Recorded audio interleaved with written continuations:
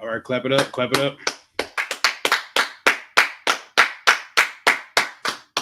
All right, shalom, Yahweh Shem Yahweh Shai Barakatham to all the brothers, Yahweh Shem Alatham Shem Yahweh Shai to all the sisters.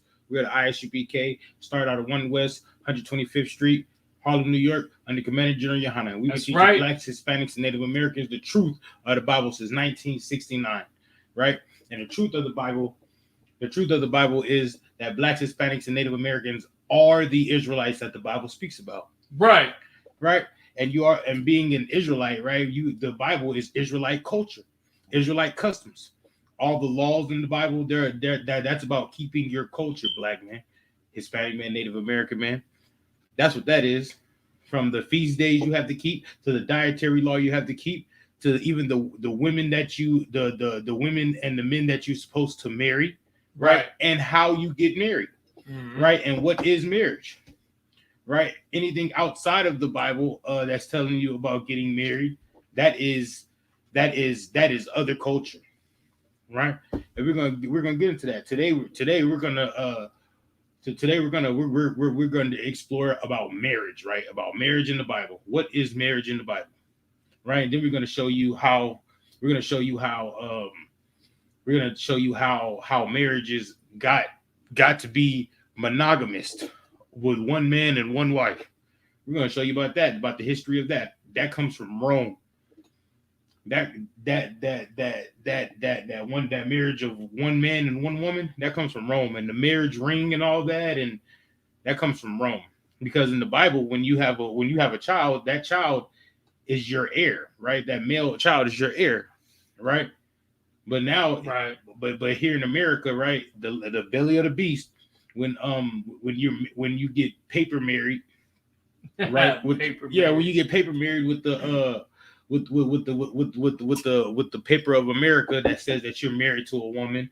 If you die, everything goes to that woman and not that man, right? It's all upside down. It's all flipped upside down, right? So to start off, right now, a brother. A Israelite brother, right? He is allowed to have multiple wives, right? But he can have no wife if he chooses so. Right? Like what the scripture said. The scripture says that the scripture said is like if he has it'd be good for him not to have wives, not to have no wife, because he's only married to the work of the Lord. He is only married to the work of the Lord. So a brother can have one wife. He can have no wife. And nobody feels any type of way. He can have one wife, nobody feels any type of way. He can have 12 wives, and nobody should feel any type of way. Right. You should mind your business. You should mind your business, right? And the reason why sisters have a problem with that is because they're being enchanted and put spells on by all the rappers, the women rappers. The music, the TV shows, the movies, right? About being that only one man that one woman for that one man, when that's not realistic. Got a tendon sheet. I'm going. Oh, right here. My bad. I'm trying to cry. Stars. Right, when really that's not realistic, because in the world, women outnumber men 12-1. There's 12 women for every one man. So that means there's going to be some women out here that's not going to get married if we're supposed to go with what the so-called white man says, or what the so-called oppressor says. And the only reason why that happens is because he's in rulership right now. That's right. Right? That's the only reason why that happens. It's a lot. Another thing that they misconstrue, or they think going down to the courthouse and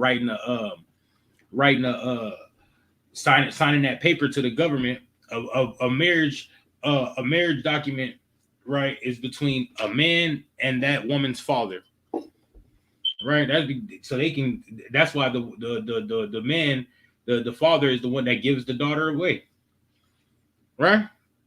But here in America, or here in the belly of the beast, they want you to go down to the courthouse, write that paper, sign that paper to them for that woman. So what they're saying that the government is they say that the government is that woman's daddy. That's what they said. They saying that the government is that woman's daddy. They're saying they own you, black woman. Basically, that's basically what they saying. They saying they own you, black woman. Right? Now you right. That's right. That's what they saying. That's what they saying. They saying they own you, black woman. They saying for us to marry you, we got to go ask their permission and not your father's permission. That's what they saying. And for some reason, black women be like, yeah, you got to go talk to my daddy. Talking about the government. What's up, Art? Salakia, I was just listening to General Muhammad talk about marriage the other day. He says that when you get married in Esau's kingdom in Babylon, that your contract with your spouse, when you do that, is a business contract. Your marriage now is no longer a marriage in the sense of y'all actually like loving each other. It becomes a financial thing. Right. Like y'all are now financially bound together. Like y'all are business partners. And so the marriage becomes more like a business than it is an actual marriage, because you're using that on your tax returns, you're using that on your day-to-day life to get all sorts of benefits from the government, and also to so that they can keep track of who you're with and all that sort of thing. So but you're absolutely right, sir, when you say that, because it comes from Roman society. As a Greco-Roman Empire, way of life. You know what I'm saying? So that's just something that I want to bring out, because, like you said, what you're bringing out is real heavy. So can't wait to get into these precepts here on that. We're gonna get the history about that also. Oh, I did great research. So I did great research, and I've been researching for a couple of weeks now on this topic. And I think I got it. I think I got covered all my ducks in a row. Right. And then so what you find is that you having to getting a document from the government to know that that's your wife. That is not in the Bible. That is not in the Bible. That is not in the Bible. That's nowhere in the Bible. And yes, black men, sex is marriage. That's so if you lay with that woman, you must stay with that woman. That's right. That's what you do. If you want that woman and you lay with that woman, you must stay with that woman through the good, the bad, and the ugly. You know what I'm talking about? You must stay with that woman. You lay with her, you can't just lay her and throw away. That's supposed to be your sister on the earth, right? Y'all supposed to come from the same bloodline, right? That's right. Absolute. Yes, if you lay with that woman, you must stay with that woman, right? Come on, sir. And it says that you get that piece of paper, right? And then two people become closer. Well, there's nothing come closer. There's nothing between you and the woman that makes you closer than sex. What's closer? What makes you and the woman closer than sex, or what makes a woman and a man closer than having sex? Right. Than being spiritually intertwined and making love. I don't know if that sounds too, but I'm just saying. That's what makes you intertwine and become one. Is that sex? Is that having sex? That's how you consummate the marriage. Right? That's how you consummate the marriage. And we got a story about that. We got a story about consummating marriages. Matter of fact, let's get the dictionary. Let's go ahead and get the dictionary. This is a Zondervan Bible Dictionary. Let me see. This is a Zondervan Bible Dictionary. This is a study tool that we use. All right. It gives you all dictionary.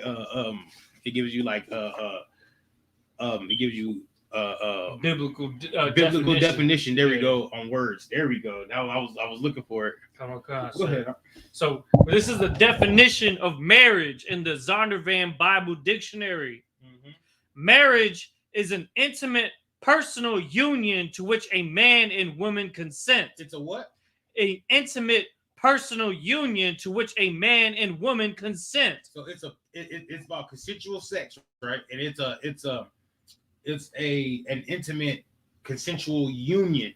So that's how you become unified with your woman, or unified with your man.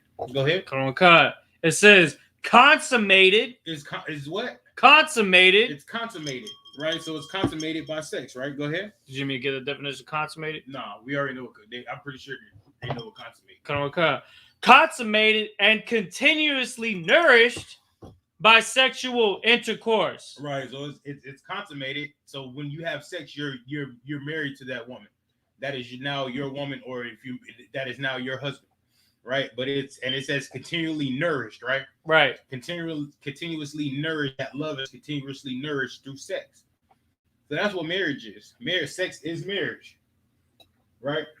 That's right. All right, so now you got let me see. No. We're gonna get this article. Oh, come on, sir. Now I got some articles to show you about give me that first article. About where this monogamistic lifestyle came from.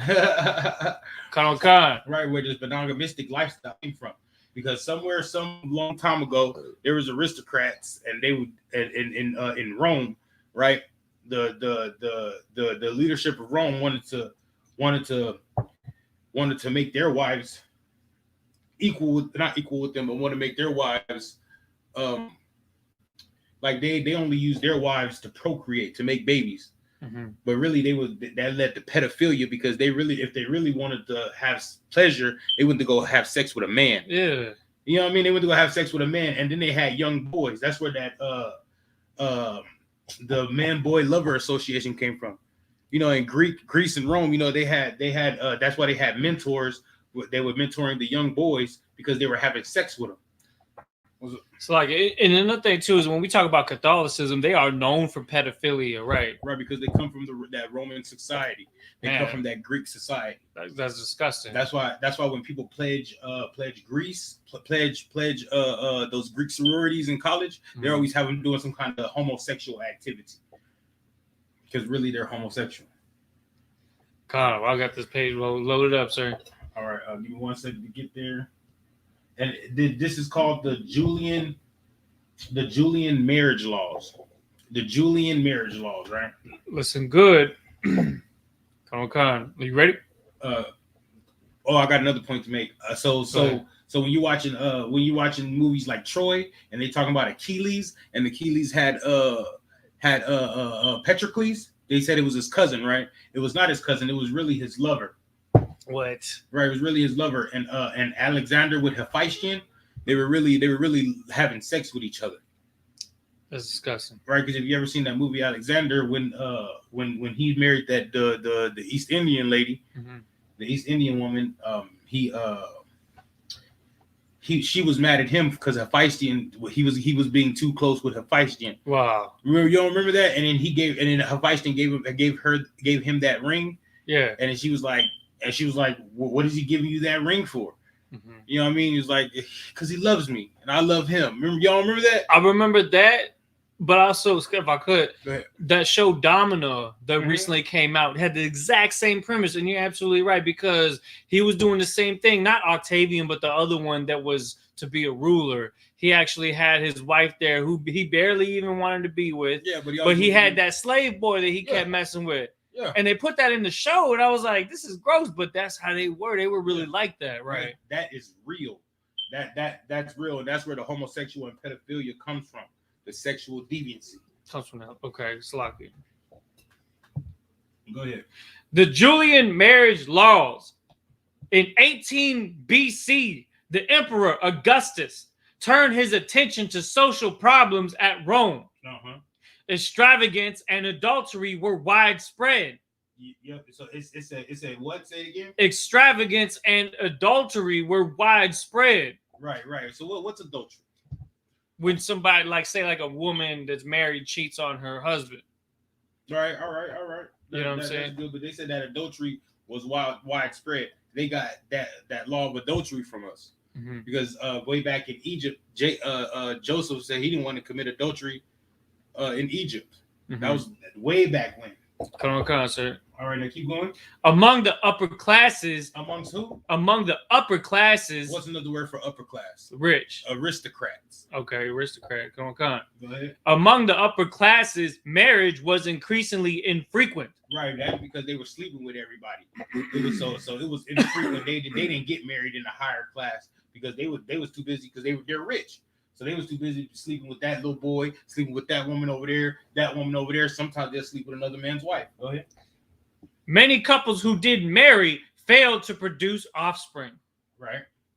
Augustus. Because they'd get married and then they wouldn't sleep with each other. He'd be too busy sleeping with that boy over there, sleep with his wife once a month, sleeping with the little boy every day. Right. You know what I'm talking about? I'm his mentor. Weird.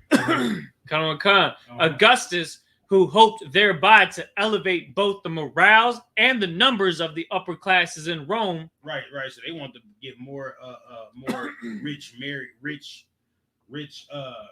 heirs, right? And they wanted to make sure that they were keeping the rich and keeping that line going amongst the aristocrats. Keep going. Augustus, who hoped thereby to elevate both the morals and the numbers of the upper classes in Rome, and to increase the population of native Italians in Italy, right, enacted laws to encourage marriage and having children. Right. Keep going. Including provisions establishing adultery as a crime. See, because they lived right next to the Jews. They understood. They lived right next to Israel, right. So they understood all laws. The Israelite laws is what most of the world goes by. Most of the world wants to put that Israelite law into their society. Yeah. Because they know that's what sustains a society. Uh-huh. You know what I mean? It's not the 42 laws of Ma'at or whatever they want to call it in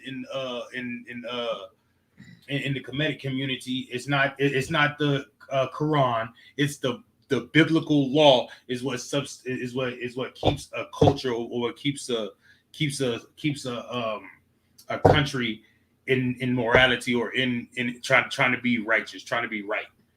What's going on? I'm just bringing because you know what you're saying is so heavy because back then you had Augustus who would divorce his wife if she couldn't produce children. Right. So that he can then marry somebody else to produce children. Right. So that was like it was more of like a business than it was anything else because they were just trying to secure their bloodline so that they could have their royalty to carry on the next seed to who is going to rule in Rome and things like that. That's what you're saying? Yeah. So. Yeah, right. But it's gonna get heavier. Okay. Keep going. The law against adultery made the offense a crime punishable by exile and confiscation of property. Mm-hmm. Fathers were permitted to kill daughters and their partners in adultery. Right. Husbands could kill the partners under certain circumstances and were required to divorce adulterous wives. Hold up. They what? Were required to divorce adulterous wives. Right. That's what Christ told us in the New Testament. You can't put away your wife unless it's for adultery. Right. So they said they were killing off the. Go back up to where they were killing off. Fathers were permitted to kill daughters. Fathers were permitted to kill daughters and their partners in adultery. Right. Why would they be killing off their daughters and their daughters' partners? Because it broke away the seed of the lineage of their family. All right. Would that be correct? Yeah. Yep. Because if they want to go get married to somebody else, right? Like a commoner or a plebe, like they would say, a plebeian. If they want to go get married to somebody else, they have to sign a bill of divorce to that woman that they were with. Yeah. And go get married to somebody else will make them kids illegitimate. Damn. We don't care about those kids. That's brutal, man. Right. It's brutal. Right. But that's how the oppressor. That's how the oppressor is, though. Mm-hmm. That's how the oppressor is, though. But Israelites, we're not like that. We're not like that. We're going to take care of that woman, those children, and we just gonna go get another wife and start a whole nother family. We just gonna have two families. That also Augusta did that too, didn't he? I have no idea. Go ahead. Salaki. No. Salaki, it was a dominant that did that. All right, come on. It says husbands could kill the partners under certain circumstances and were required to divorce adulterous wives. Mm-hmm. Augustus himself was obliged to invoke the law against his own daughter, Julia, and relegated her to the island of Pandateria. Right, so he sent her away. He was like, "Oh, you know, I'm gonna go marry this. I'm gonna go marry this woman over here. Start a whole new family. I'm gonna kick you out. You go over there." Exiled her to the whole island. Okay. Go ahead. Keep going. The Augustan social laws were badly received and were modified in 9 A.D. by the Lex Poppaea, named for the 2 bachelor consuls of that year. The earlier and later laws were often referred to in juristic sources as the Lex Julia et Poppaea. The first 3 of the texts that follow. Yeah, I think we're good on that? Yeah, we're good on Come on, sir. that. So the main point I want you to get out of that is just like they do now. If you don't want to be with your wife anymore, you can go ahead and write her off and go get another wife. That's how they do here in America. Yeah. That's how they do here in America. There's no doing that in the Bible. You cannot do that in the Bible.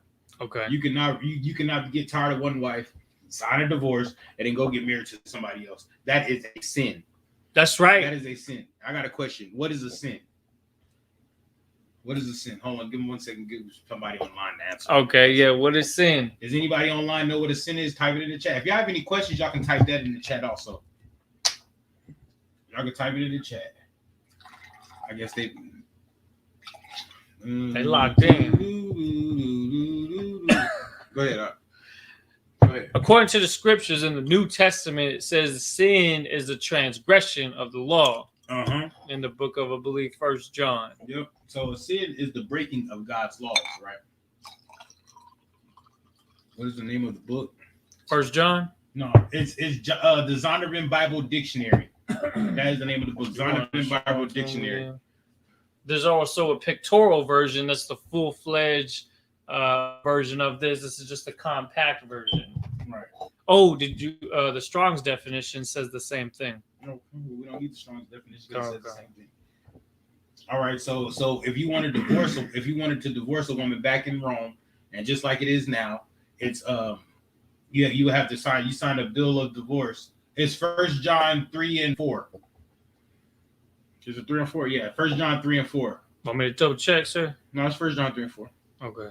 If you wanted to divorce a woman way back in the gap or way back in Roman time, you have to sign a bill of divorce, and that's the same thing it is now, because all the European countries over there, right, broke apart, or all the broke off from the Roman Empire, and then they founded this land over here. So they say they found it, but they conquered this land over here and they named it America, and now so that's now like a break off from the empires over there, from the European countries. America is just like those European countries from over there, right? That's right. So back in Rome, the soldiers wore red, right? The soldiers wore those red capes, right? And then the police wore, and then the citizen, that police the citizens, they wore blue. And then the Senate wore white. That's where you get the red, white, and blue from. Damn near every country that has a flag that's red, white, and blue is basically owned by a European country, or they are a European country, or they're owned by a European country. That's what over here we call it. They call it the home of the red, white, and blue. That's that democracy that they be talking about all the time. Right. All right. Come. Give me that second. What's the name? The second article. Okay. Oh, can you unlock that real quick? 5151. All right, let me get that right quick. So like it. Right now we're about to get the monogamous about monogamy and the marriage in ancient Rome. How it became monogamous in ancient Rome. Right. Go ahead. Come. Marriage in ancient Rome, according to Wikipedia. Marriage in ancient Rome was a strictly monogamous institution. Right. So marriage in ancient Rome was strictly monogamous. They didn't have multiple wives. They only had the one wife. Right. That's a Roman custom, because they didn't care about their women. They didn't care about procreating or making more children. All they cared about was having sex with the young boys or having sex with another man when they were at war, because the soldiers used to have sex with each other in ancient Rome. God damn. Come. It says, A Roman citizen by law could have only one spouse at a time. Right. Keep going. The practice of monogamy distinguished the Greeks and Romans from other ancient civilizations. Right. It said it distinguished them from other other civilizations, because the Greeks and the Romans, they had the multiple wives. They had the only one wife, but every other culture had multiple wives. They was able to go spread their seed. They was able to go do this and go do that. They was able to do their thing with multiple women. With multiple women. But you know who wasn't? That doggone filthy Edomite. That doggone filthy Edomite. Why? Because he wants to be opposite of the Most High. Right? Like the scripture says. He doesn't want to be like everybody else. He got to be opposite. He's totally different. You know what I mean? He's totally different from everybody on the planet. In skin color in skin color and in cultural wise. Yeah. You feel me? He doesn't have a culture. He steals everybody else's culture. Go ahead. Khan, the practice of monogamy distinguished the Greeks and Romans from other ancient civilizations in which elite males typically had multiple wives. Mm-hmm. Greco-Roman monogamy may have arisen from the egalitarianism of the democratic and republican political systems of the city-states. Stop. Now, where did it come from? Greco-Roman monogamy may have risen from the egalitarianism of the democratic and republican. Stop. It came from the Democrats and Republicans. Where are the Democrats and Republicans at nowadays? America. In America and all these European countries. Mm-hmm. That's where monogamy came from. It came from those Democratic and Republican parties. That's where it came from. So it's telling you right there. That's an oppressor trait to be monogamous, right? So there's a Black, Hispanic, and Native American walking around here talking about, I can only be my man can only have one man and one woman, and it's got to be me, and I need a ring and a marriage license and all that. Mm-hmm. She's trying to take on the oppressor's culture. Yeah, absolutely. 9 times out of 10, she celebrates Christmas, Thanksgiving, Easter, all that. What's going on? Salakia, sir. So what you're basically saying too is that what this culture has done to our people is, one, it's made marriages almost like as if it meant nothing, because what people do is that once they're tired of one person, they just completely drop them and go and get somebody else. Yeah. And go and get a whole different person. If things weren't working out, but you made your decision a long time ago to lay with this person. Right. But you're not putting in the effort to make things work. You're just giving up and trying to start over with a whole different person. Right. And that's something that's brought on by the mentality that comes from these laws that pertain to ancient Rome. Because they want the Black woman and Hispanic woman, because they know our culture. Mm-hmm. So they know that our culture is inviting us spiritually. So they know that a man is gonna be. Turn this a little bit.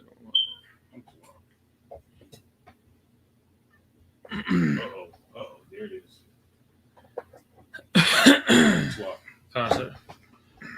They know that a Black, Hispanic, and Native American man is going to sow his seed. Mm-hmm. And he's going to get multiple women, mm-hmm. right? But they really just want these. So keeping it from us, they just really want us to have a whole bunch of baby mamas and baby daddies. That's basically what it, because they know that we're the most social people on the planet. You know what I mean? We're going to socialize because everybody wants to be like us. So we're going to be sociable.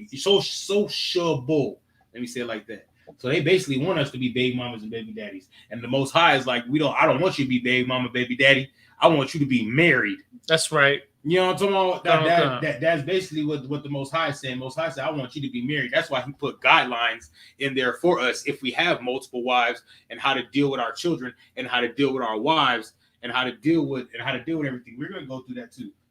Keep going. Come on. All right. It says Salaki, let me make sure to get to the right part. Greco-Roman monogamy may have arisen from the egalitarian of the democratic and republican political systems of the city-states. It is one aspect of ancient Roman culture that was embraced by early Christianity, which in turn perpetuated it as an ideal in later Western culture. Man, so that's what it's saying. So it's saying that Rome started it. Then they just like they did with Christmas, just like they did with Easter, Just like they did with what else they celebrate in Christianity?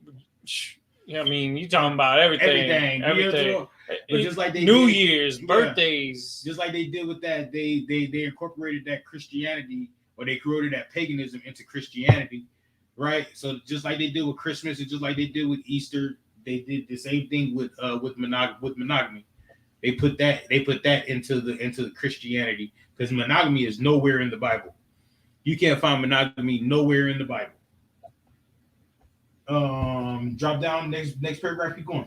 Khan, marriage had mythical precedents, stating with the abduction of the Sabine women. The what? The Sabine women. The abduction of the Sabine women. Y'all remember that, because we're going to go into the history of that too. Go ahead. Which may reflect the archaic custom of bride abduction. Of what? Bride abduction. It was bride abduction. So what the Romans did, that lived around, You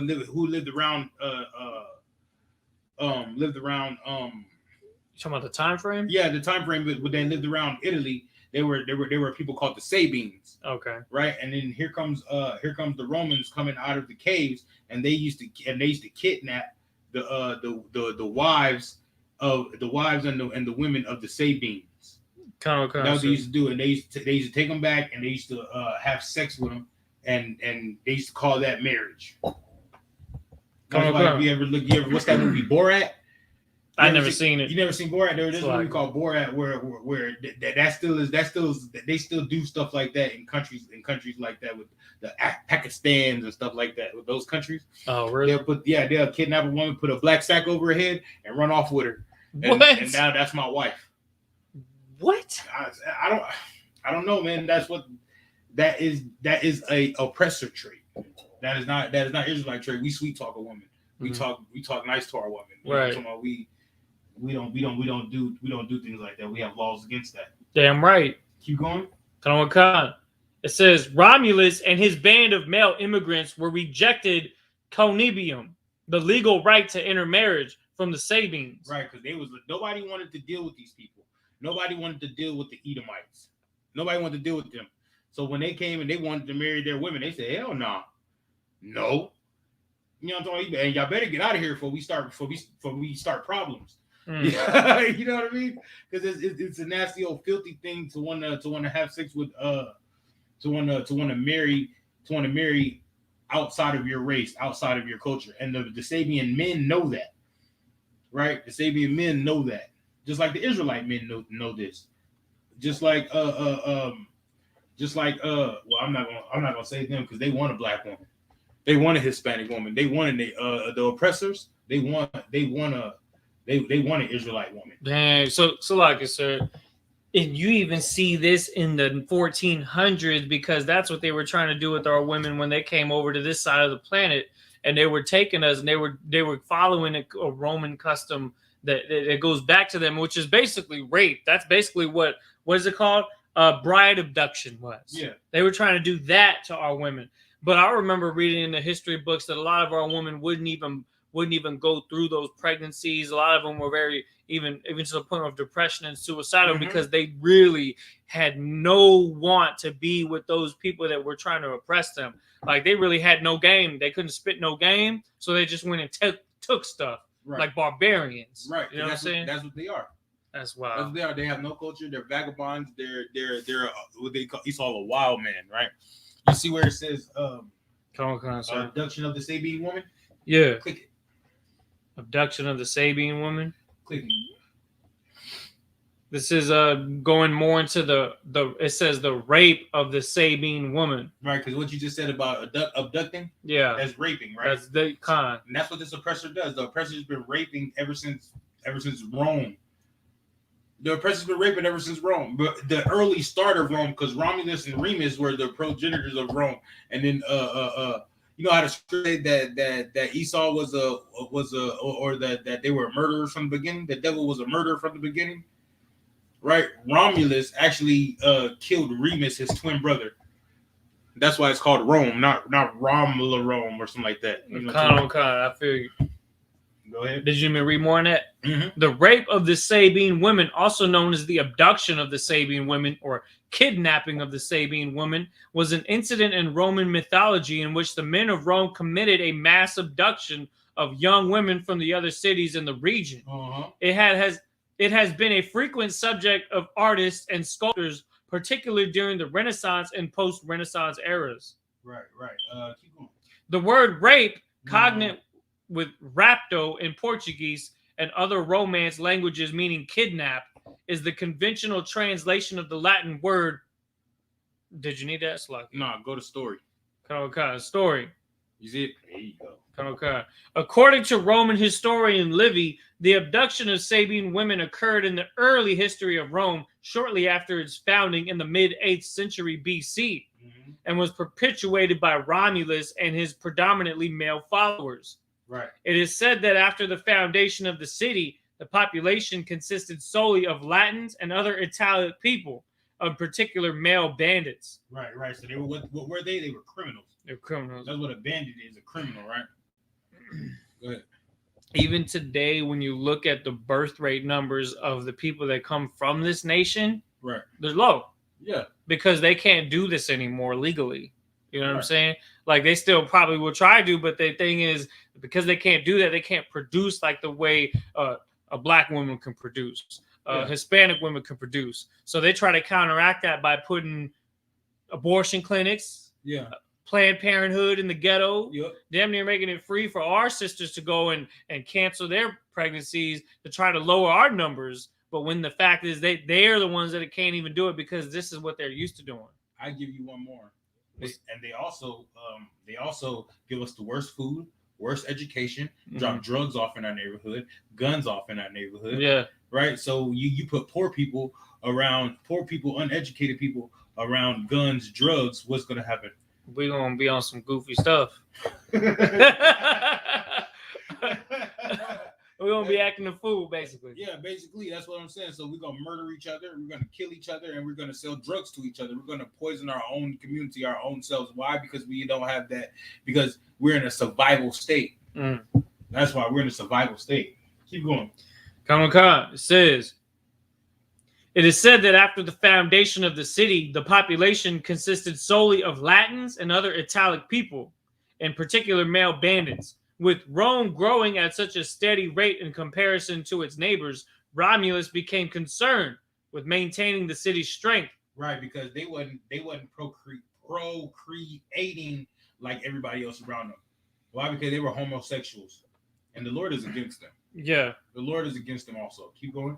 Okay. His main concern was that with few women inhabitants, there would be no chance of sustaining the city's population. Right, because the women is what you need to procreate. That's right. Right. Women have sex, and that's how babies are made. All right, keep going. Without which Rome might not last longer than a generation. On the advice of the Senate, the Romans then set out to the surrounding regions in search of wives to establish families with. The Romans negotiated unsuccessfully with all the peoples that they appealed to, including the Sabines. They were what? They were unsuccessful? I mean, unsuccessful. Well, that too. That's crazy. But they were unsuccessful in their negotiations with everybody else trying to get their women. They were unsuccessful because nobody wanted to deal with these people because they were different. You know what I mean? They probably smelled. They were not natural. They were not like everybody else around them. Go ahead. Including the Sabines, who populated the neighboring areas. The Sabines feared the emergence of a rival society and refused to allow their women to marry the Romans. They did what? They refused to allow their women to marry the Romans. Word? That sounds like the I.S.U.P.K. Hey, leave that white woman alone. Yeah. You know what I'm talking about? Leave that white man alone. Right? Go ahead. Consequently, the Romans devised a plan to abduct the Sabine women during the festival. They did what? The Romans devised a plan to abduct the Sabine women during the festival. Well, they used crafty counsel against them, boy. They came up with a plan to abduct their women. They said we just gonna abduct them. Then they don't want to let us marry their women. We gonna get them and we gonna rape them. We gonna abduct them and we gonna rape them. That's crazy. That sounds just like slavery. Go ahead. During the festival of Neptune Equester. Nobody cares about that. They planned and announced a festival of games to attract people from all the nearby towns. So they said they had games like gladiator games to attract all the nearby people around. Right? Go ahead. According to Livy, many people from Rome's neighboring towns, including Canisius, Crustumini, and Antimony, can't pronounce this. Goddamn. Who cares? Okay, attended the festival along with the Sabines, eager to see the newly established city for themselves. Right. At the festival, Romulus gave a signal by rising and folding his cloak and then throwing it around him again, at which the Romans grabbed the Sabine women and fought off the Sabine men. Right. Salakia, sir. Go ahead. So you're saying that, say like some dude brings his chick to this festival. Mm-hmm. They said they actually planned to say, you're going to fight off their man, take his woman, if they like say they were even in a relationship already, and you just going to rape them.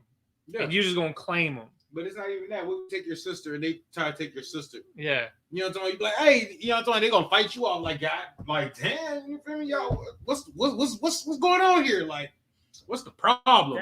What the heck? That's how evil. Hey man, that's the Roman way of doing things. The oppressor is the devil. Man, come on, man. The oppressor is the devil. That's evident. We're gonna repeat that all night because we're gonna show how he's the devil, man. Keep going. At the festival, Romulus, let me get back to where I was at. At which the Romans grabbed the Sabine women and fought off the Sabine men. In total, 30 Sabine women were abducted by the Romans at the festival. All of the women abducted at the festival were said to have been virgins, except for one married woman, Hersilia, who became Romulus's wife and would later be the one to intervene and stop ensuing war between the Romans and the Sabines. Yeah, because after that happened, everybody wanted their women back, so they started coming to war. But the oppressor is blessed with the sword. Esau is with the sword, right? So Esau fought off. He fought off the Sabine men, right? No, it wasn't the Sabines. The Sabines came last, but they fought off the Canisius, whatever, Cristumenes, and the Antimen, whatever they are. Yeah, they fought. They had the war first. They all went to war first with Rome, Romulus and his men, and they lost horribly. And then the Sabines came in there, but the Sabines were smart about it, so they gathered all their men around and came in and fighting and. It was a bloodbath out there. You know what I'm talking about? Man, that's crazy. Go ahead, keep going. The indignant abductees were soon implored by Romulus to accept the Roman men as their new husbands. Mm-hmm. Let's into that. So they said they accept the new men as their husbands, right? Right now let's go to war with the Sabine tribes. War with the Sabines and other tribes. Outraged at what had happened, the king of the Canisius entered upon Roman territory with his army. Romulus and the Romans met with them in battle, killed their king, and routed their army. Romulus later attacked Canina and took it upon the first assault. Returning to Rome, he dedicated the temple to Jupiter Patrius. According to Livy, the first temple dedicated in Rome. All right, now drop down to this right here. What does it say? Which part? You see this right here? The picture? Yeah. Okay, I'm right there. This paragraph that's right here. So no, it's not that picture. Let me see. That is it. Is that it? All right, yeah let me see. Okay. The Romans attacked the Sabines, who now held the citadel. The Roman advanced. Go to the top of the next one. The paragraph above that? Yeah, the paragraph above that. Okay. The Sabines themselves finally declared war, led into battle by their king Titus Tatius. Tatius almost succeeded in capturing Rome, thanks to the treason of Tarpeia, daughter of It's the daughter of Spurius Tarpeius, a Roman governor of the citadel on the Capitoline Hill. She opened the city gates for the Sabines in return for what they bore on their arms, thinking she would receive their golden bracelets. Instead, the Sabines crushed her to death with her shields. Well, they're not playing. They're not liking the Roman men. They're not liking the Roman women. Yeah. Nobody is safe from the Sabians. They was like, nah. They're not playing that about they women. Keep going. The Romans attacked the Sabines, who now held the citadel. Right. So they held like what do you call the place where they have all the meetings at? Town hall. Okay, So they held town hall. They made it all the way to town. The Sabines made it all the way to the Roman town hall, and they're holding that. That's where their army is holding it. They holding all that town hall in Rome. Go ahead. The Sabine defense by Mettus Cortius Hostus fell in battle, and the Roman line gave way. Right. So now the Romans is getting beat back even farther in their own city. Go ahead. The Romans retreated to the gate of the Palatium. Romulus rallied his men, promising to build a temple to Jupiter on the site. He then led them back into battle. Mettus Cortius was unhorsed and fled on foot, and the Romans appeared to be winning. Right now, let's go underneath the picture. Not what it says about the picture, but that quote. The quote. This is the Sabine women now. The Sabine women is seeing what's happening, and so they took them for they took their the Romans took the Sabine women, right, and they impregnated them. They had sex with them and impregnated them. So now they're like their wives, and now they have children by the Romans. Mm-hmm. You know what I mean? So that will make the Sabines their grandfathers. You know what I mean? Go ahead. And now they're son-in-laws. Go ahead. Now let's see what the Sabine women says. They, from the outrage on whom the war originated, with hair disheveled and garments rent, the timidity of their sex being overcome by such dreadful scenes, had the courage to throw themselves amid the flying weapons and making a rush across to part the incensed armies and assuage their fury, imploring their fathers on the one side, their husbands on the other, that as fathers-in-law and sons-in-law, they would not contaminate each other with impious blood, nor stain their offspring with parricide, the other with grandchildren, the other with their children. If you are dissatisfied with the infinity between you, if with our marriages turn your resentment against us, we are the cause of the war, we of wounds and of bloodshed to our husbands and parents. It is better that we perish than live widowed or fatherless without one or the other of you. So they basically tried to calm down the fight. Yeah, they basically accepted their abduction, accepted their raping. It was like, okay, then you're my husband. That is such a parallel to today, isn't it? I'm trying to tell you. God, so what we're reading here, and this is crazy because when people are reading, they think, oh, this is just some Roman history that really shouldn't matter. But this is exactly what our women do today when they get, enchanted by the country music, enchanted by the superheroes they see on the movies and on the shows that make them want the oppressor that comes from Rome. Right. The nation that comes from Rome, to the point where that's what they lust after, to the point where they actually don't mind actually giving themselves and their livelihood and their virginity to the oppressor who is building his same kingdom that these Romans were building back then, but by force. They took those things, which is disgusting for them to have done it, but the fact that it actually worked is what makes it even more disgusting. More disgusting. I feel you. And it's always a black woman that's talking about, oh, Justin Timberlake. And then Justin Timberlake. I'm looking like, what? Oh, I'm so mad at Justin Timberlake for trying to do Michael Jackson. Well, you can't touch Michael. You know what I'm talking about? So I get where you're coming from with that. You ain't Michael Jackson. That's a part of history I never read about that. The Sabines and the abduction and all that. Hey, now let's read the last two paragraphs and we're gonna get to some scriptures. All right, we'll go get the scriptures. The battle came to an end, and the Sabines agreed to unite in one nation with the Romans. Right? They did what? They united with the Romans. So they're now Rome. Right? Go ahead. Titus Tatius jointly ruled with Romulus until Tatius's death 5 years later. The new Sabine residents of Rome settled upon the Capitoline Hill, which they had captured in their battle. So it's like a sign of respect. Like, okay, you made it this far, we're gonna let you have it. Yeah. We'll give you that. Yeah. Well, you need to join us. Just like that is exactly what Rome does today.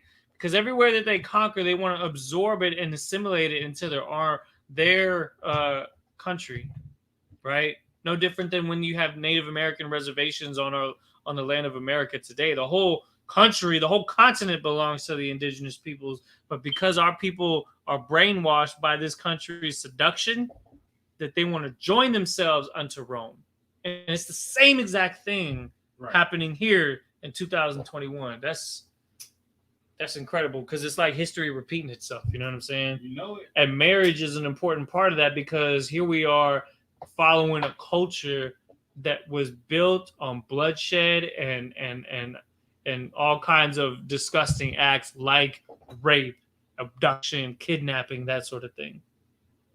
Right.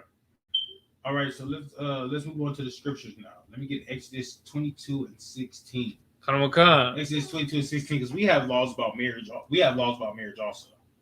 Yeah, you gotta write this down. Right, we have laws. And if you have a pen and paper, y'all need to be writing these scriptures down, following along with us, because now we're finna get into the scriptures.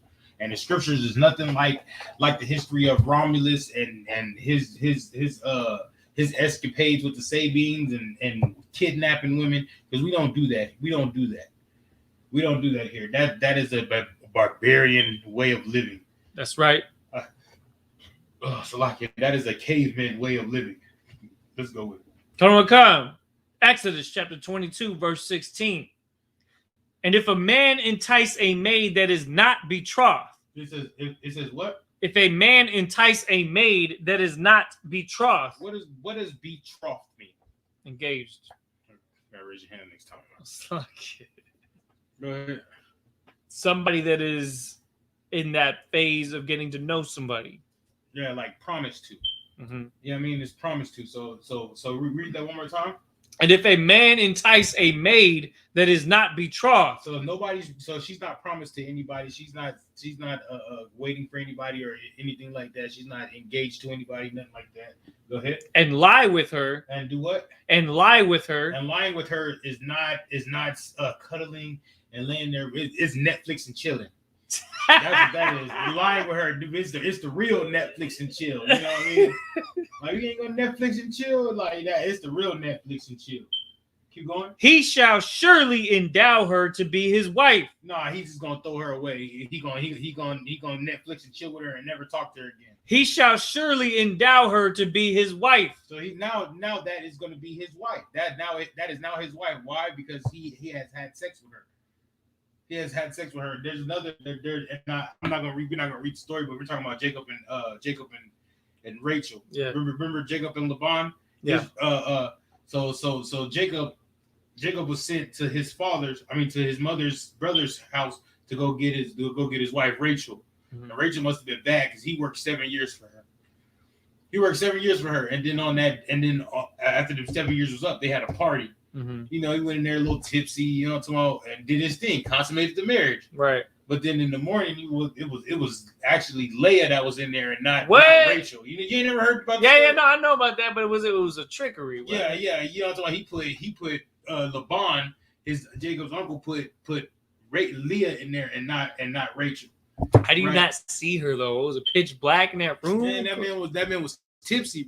Bro, he was getting off of he wasn't gonna work for it no more. He had it.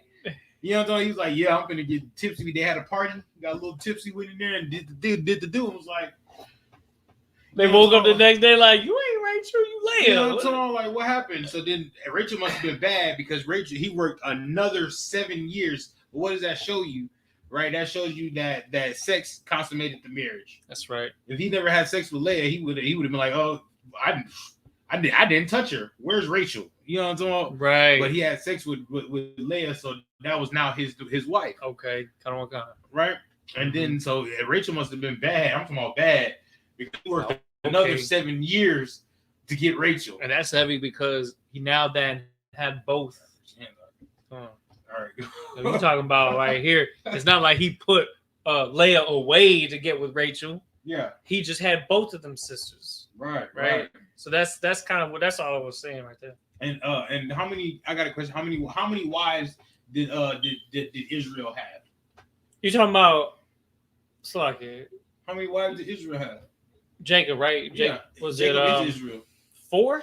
Yeah, he had 4 wives because both of his wives gave him their hand servants as wives when they couldn't bear children anymore. It's kind of like a best friend or something like that. Yeah, right? they're like their servants. They're maid women. Like her main chick. Yeah. They gave his wives gave him his servants.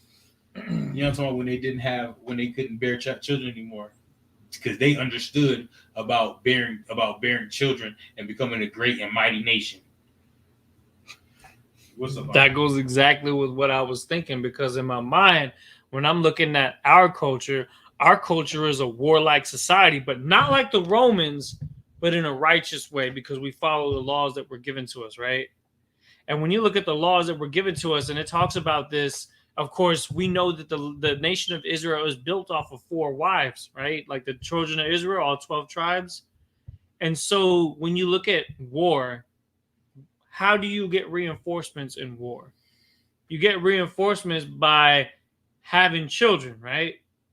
So even relationships and marriage is a part of our warfare. Right. And so if you have more than one woman, you actually have the ability to reproduce and create more soldiers, or more people that can reproduce more soldiers, right? That's kind of what it comes down to. So when you look at our culture, if you just have one wife, ain't nothing wrong with that. That's perfectly fine. That's cool. But if you have 4, imagine how much more production you can have and the children that can come from that. And that is a tactical advantage, something that the Romans don't do. That's cool too. Yeah. Yeah, 4. That's cool too. You see what I'm talking about? Hey, I'll drink to that right there. Yeah, no wife. That's cool too. That is cool too. Oh, who cares how many wives you had, as long as you do the work of the Lord? That's right. You know what I'm talking about? That's what other Israelite groups worry about, or that's what the fake Israelite groups worry about. We ain't worried about that because we're too busy doing the work of the Lord. Come on, sir. That's the end of verse 16. That's the end of verse 16. Come on.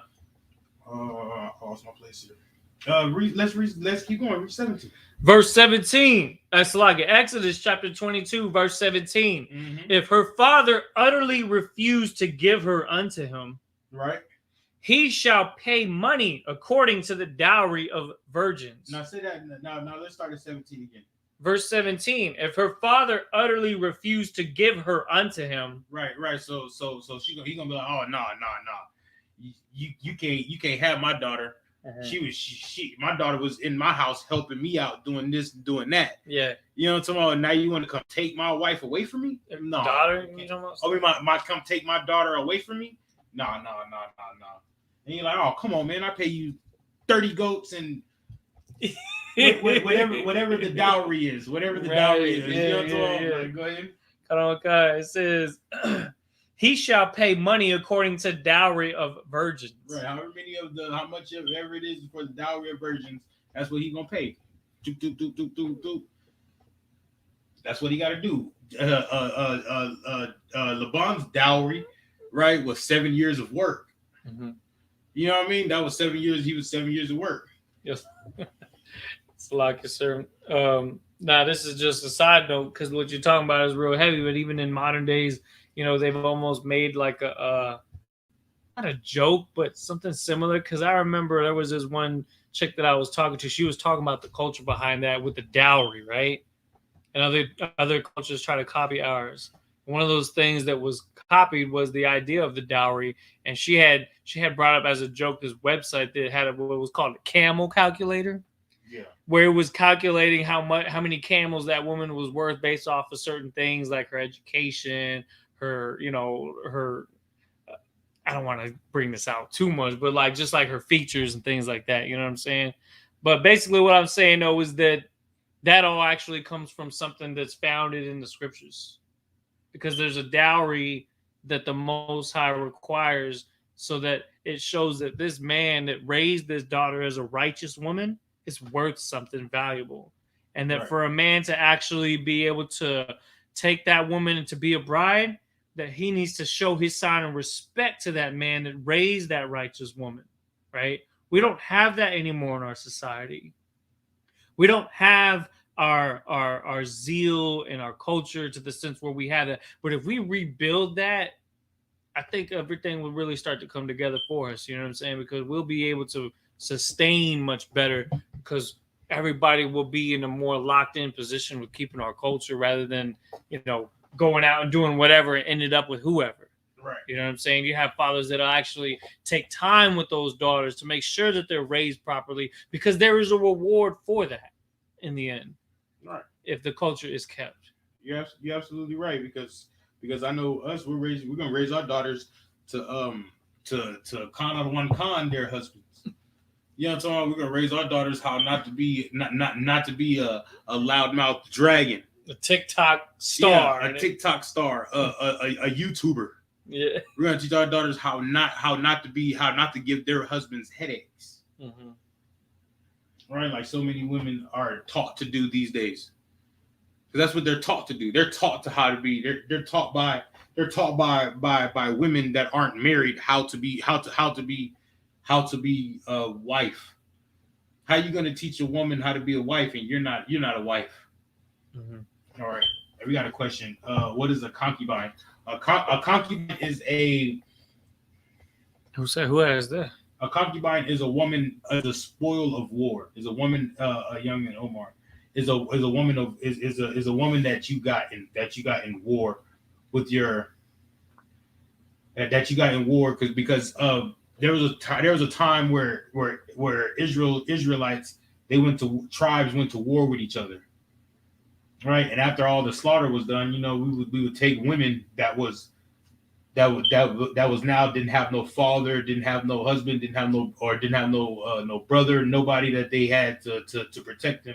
So we would take them in our household as concubines. Mm-hmm. You know what I mean? I get what you're coming from. You talking about? I'm talking Omar, a young man Omar. Mm-hmm. But that's what we did. We went to go take them as concubines but they weren't our wives, but they were our concubines. Does that make sense, young man Omar? Still there? All right. What's the next scripture? I got it right here. Next, give me Exodus 21:10. Because dealing with multiple wives, right, or dealing with multiple wives, there's different laws that we have to abide by. There's different laws that we have to abide by in taking multiple wives. So there's actually ways that the Most High uses to regulate how you have multiple wives. That's right. So how can they say you can't have multiple wives when the Most High said you can have multiple wives and gave you laws to regulate it, or gave you laws to that put in place to keep it stable? Mm-hmm. Right? Come. Yes, sir. Exodus 21. Come. All right. Exodus chapter 21 and verse 10. If he take him another wife, her food, her raiment, and her duty of marriage shall he not diminish. Start over. Start that over. Come. That went over everybody's heads. Exodus chapter 21 and verse 10. Uh-huh. If he take him another wife. So he has a wife, right, already. And it says if he take him another wife, right? So he already has a wife. But he says if he takes him another wife, so there it is, multiple wives right there. You can have more than one wife right there. That's what it says. Go ahead. Her food, her raiment, and her duty of marriage shall he not diminish. So that's what it's saying right there. It's giving you something to regulate on the wife that on your first wife. So you have a wife already, and then you get another wife. So the food and raiment and the duty of marriage of the first wife that you had, that you can't take away from her. You still have to provide everything that she was providing when she was your only wife. You still have to provide that for her, even when you have the new wife. It's like you're just getting the Strong's definition. In particular, it says the duty of marriage is sexual cohabitation. Right. I was gonna get into that. Come on. So if you're giving her sex 3 times a week, and you get another wife, you can't stop giving her sex. If she wants, hey, you need to come over here and give me some of that then you're gonna have to go over there and give her some of that. Unless you got camp the next day, or unless you got to teach class that next day, or unless you got Hebrew Academy the next day, or unless you got to do something, you know what I mean, do something for the Lord, and you have to be clean. You can't do what you got to do with you can't do what you got to do with your wife. She's gonna have to understand that, right? Let's read that again from the top. Okay, sir.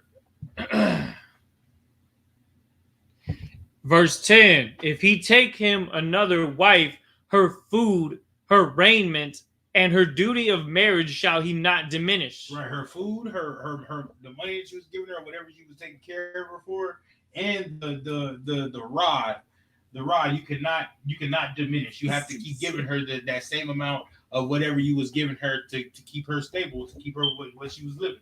Go ahead. Verse 11: And if he do not these three unto her, then shall she go out free without money. Right. Because now you're not doing your duty as a husband. So now she can go out and get and go out and get another husband. Not no bill of divorce or something like that, but I forgot what it's called. Man, I'm blanking on that word. It's a word. So it's all good, man. It's a word. Oh, whatever. Now there's another law. Let's get this in Deuteronomy 21. There's more than one law on how you should deal with your multiple wives. Come across, sir. Deuteronomy Chapter 21 and verse 15. Wait, if y'all have any more questions, y'all can type them in the chat. We're answering all questions. Go ahead. Deuteronomy Chapter 21 and verse 15. Mm-hmm. If a man have two wives, one beloved and the other hated, and they both born him children. Okay, now go back. Start over again, because we went over everybody's head again. Deuteronomy 21 and 15. If a man have two wives. So if a man have what? Two wives. Have what? Two wives. So if a man has two wives, right? There it is. So a man can have more than one wife. TWO. Two wives. Go ahead. One beloved right, and another hated. So one of his wives do everything that he asks. Everything that she asks. The other wife, every time he asks her to do something, she got something to say back. So one is beloved and the other one is hated. Like, oh, I can't stand going over there with such and such. I'd rather stay over here with, you know what I'm saying? Yeah. Because over here, every time I go over there, she always nagging. Then her mama always got to say something. Then her daddy always got to, like, why can't everybody just shut up? I just got off work. You know what I'm saying? I just got off work. You feel me? Like, God, I got camp in the morning. They won't nobody let me get no sleep. Everybody just talking. I got Sabbath service. And everybody just nah. I don't want to go over there. She like Marge Simpson. She just nagging. So I don't want to go over there. Come on. Go ahead. One beloved and another hated, and they both have borne him children. But they both got children. By him. Both he got a son over here and a son over there. Go ahead. Both the beloved and the hatred, and if the firstborn son be hers that was hated. Right. So the one that he don't like going over, he got a baby by her, but then he got a new wife, and now he got a baby by her. So now, see, like, so at first he was going over here with this child all the time, and now he's like, I don't want to go over there because your mama be tripping. She mad I got another wife, knowing I'm getting another wife. Now she tripping. Mm-hmm. She over there calling me, you ain't nothing ass nigga. You know how they do. You ain't shit. And you know how they do. Always want to nag and talk. Go ahead, Art. It's weird because when you look at our women in our culture, they definitely brainwashed by everything, right? From the music to all that sort of thing, right? Where really what it kind of comes down to is they really are competitive. Mm-hmm. They're competitive in that sense because they seeing all these other women on social media looking a certain type of way, and they trying to get on that level. They trying to look a certain type of way so that they can be looked at as like, ooh, you something to be attained, somebody to be sought after. And then when you finally with somebody, you think you on some type of level. Right. But the thing about that is that we should be holding that only for our husband, for their lover. You know what I mean? Rather than to actually. I'm about to burst your bubble. What's that? The reason why But why women don't like men to have multiple wives or multiple women, right? Is because they might go find a woman that's better than you. That's competition. Yeah, no, wait. They might go find a woman that's better than you. So you didn't want to cook him. You didn't want to cook him his food. You didn't want to help him out around the house. You didn't want to do what your wife. No less attention on you. So he went to go find him a woman that did all those things, and now he found a woman that did all those things, and now he don't want to spend no time with you, because now he's spending all his time with a good woman, and you're a terrible woman. You're a terrible wife. You know what I'm saying? So what are you gonna do? Are you gonna act better? You're gonna do better? In this society, they tell you, oh, go get another man. And then they go get another man, get pregnant by him. And it's the same thing, because she's instead of, and it's always going to be the man's fault, but she's just a sucky wife. She's a horrible wife. She's a horrible wife. And she don't want to do what her man says. She wants to be a loudmouth dragon, Meg Thee Stallion, knees bent, twerk machine on Facebook. He said twerk machine. Good night. And the other woman wants to con out of one con. Con out of one con, sir. What else would you like for me to do for you, sir? Right, yeah. And she just wants to be a nag. Nigga, you need to do this. What have you done for me lately? One of those women. Those women are played out, man. Mm-hmm. Those. What have you done for me lately? Those women are played out. We already know those women are toxic. Miserable. That's what you want to call it. I don't know, but we already know that those women are horribly toxic. All right. Nobody wants those women. That's why they sleep with those women and throw them away. Look at all these rappers. Look at all these rappers, like the baby and his baby mama situation right now. This is all over social media right now. Right. It's all over social media. He had sex with her, had a baby by her, and now he wants to throw her away. Why? Because she was all in his life. That nagging, that right. Hate, that and he not hate her, but like the scripture says, he doesn't prefer her. He can't stand her. You know what I'm saying? Damn, you feel me? Like, I'm rich. Why don't even a rich nigga can't get a woman to shut up? So like, I don't mean to say like shut up, but can't even get what he want from his woman. Right. And he's rich. He's rich. I'm pretty sure he could take, like, you know what I mean, good care of the household and everything.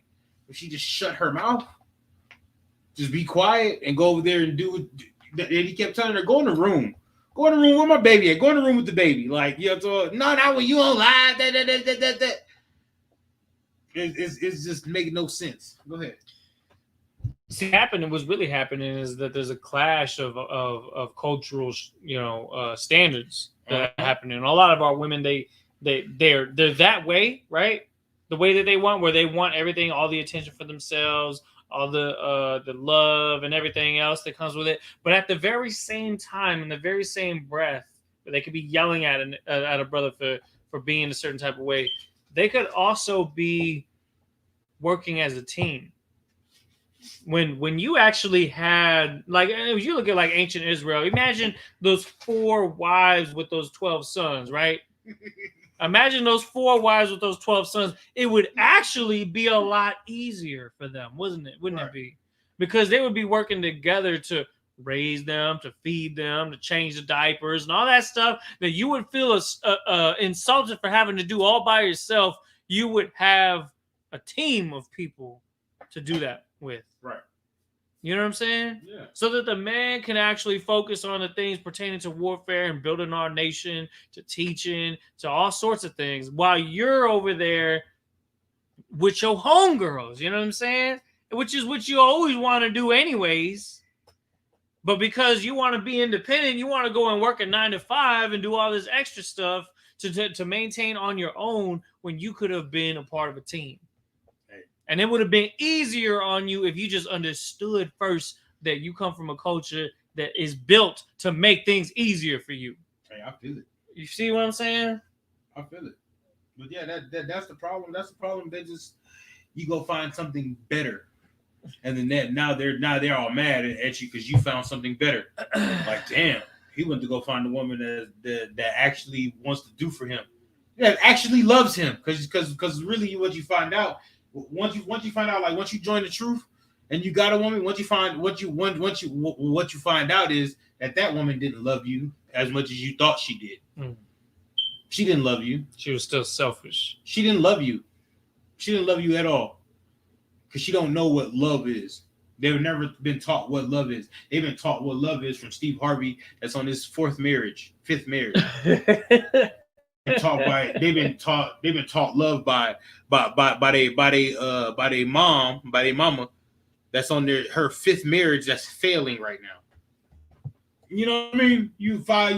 Like how can you know what marriage is when the people that are teaching you how to be a wife, right, are failing at their marriages? How can you, instead of going to the real priests and prophets and getting the biblical definition of marriage and getting the biblical understanding of how to be a wife, right? Like the scriptures we were talking about earlier, right? Mm-hmm. That like they want to go to the Christian church. They want to go to the Christian church and learn about and ask the pastor how could she be a good wife, and the pastor be like, well, you be a good wife by coming to my office and let me counsel you. What about my husband? Shouldn't you counsel us together? No, I'm gonna counsel you in my office, and I'm gonna counsel him on the phone. How come you can't say it? How come you can't tell the woman and husband together in your office? Because he has a hidden agenda with that woman. He's trying to have sex with that woman and trying to get that woman to leave her husband. You know what I mean? You talking about a Christian pastor? Yeah, that's who the women go get counsel from instead of going to the men of the Lord to get counsel.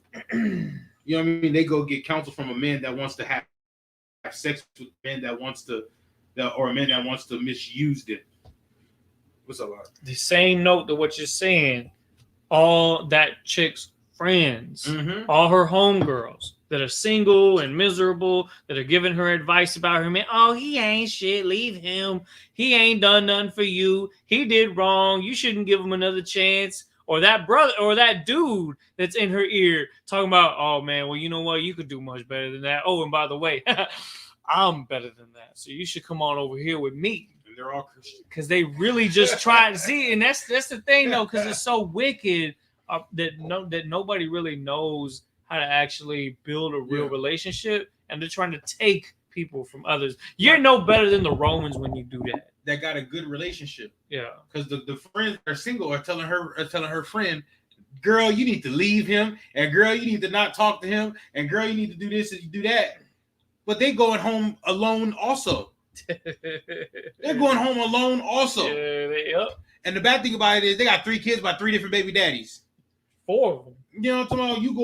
You going home, you listening to a chick with that's going home to nobody, but she got 3 kids with 3 different baby daddies and still letting all 3 baby daddies get the box. You basically taking advice from a whore. You can say that. I was going to say the other word. You know, I'm talking about the politically incorrect word. But that's what she's doing. She's taking that's what's happening. That's what's happening in the world. That's too common, man. So when the man tell his woman, hey, I don't leave that woman alone because she's not good for you. She's trying to get you to leave me, and we, you know what I mean. And she's like, I can't leave LaTawanda alone. I don't know, LaTawanda. Is that good enough name? LaTawanda been my friend since we was 13. You know what I'm talking about? And she ain't been no good for you since she was 13. Mm-hmm. And she's no good for you now in your 30s. She's not going to be good for you in your 40s. And then when you reach 50, you better pray that she didn't have you leave all of your men. You know what I'm talking about? All right, now let's keep going in that scripture. Come on. We in Deuteronomy Chapter 21 and verse 16. Go ahead. Then it shall be when he maketh his sons to inherit that which he hath, that he may not make the son of the beloved firstborn. Start the whole scripture over. Start where you started from. Come on. We in verse 15. If a man have 2 wives, one beloved and the other hated, and they have borne him children, both the beloved and the hated, and if the firstborn son be hers that was hated, right, then it shall be when he maketh his sons to inherit that which he hath, right, that he may not make the son of the beloved firstborn before the son of the hated which is indeed the firstborn. Right. So what it's saying is that if you have a child, right, with the one that's hated was first, right, with the woman that you can't stand to go over there, but she had your firstborn, and then the one that you love that's a pleasant sight, she had your secondborn.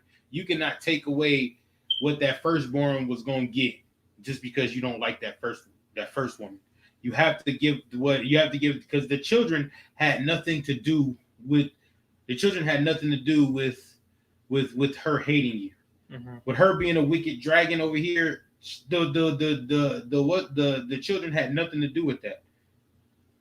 Right? So the children is blameless. You have to give the children what they're owed, because they're your children. You should still love your children, even though you don't like that woman over there.